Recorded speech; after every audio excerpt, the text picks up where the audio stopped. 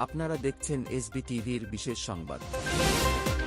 মানবতাবিরোধী অপরাধের অভিযোগে ক্ষমতাচ্যুত সাবেক প্রধানমন্ত্রী শেখ হাসিনার বিরুদ্ধে আন্তর্জাতিক অপরাধ ট্রাইব্যুনালে অভিযোগ দাখিল।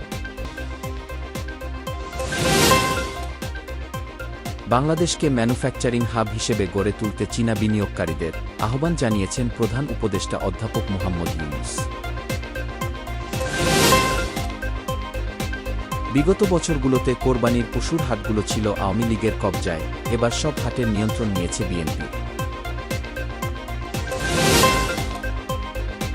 লালমনিরহাট জেলা জাতীয় পার্টির কার্যালয়ে ভাঙচুর ও অগ্নিসংযোগ করেছে দুর্বৃত্তরা।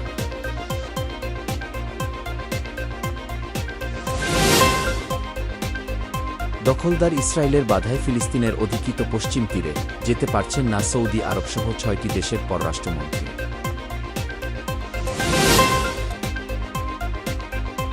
গাজায় ত্রাণ বিতরণ কেন্দ্রে ইসরায়েলি সেনাদের গুলিতে ২২ ফিলিস্তিনি নিহত, আহত হয়েছেন ১১৫ জন।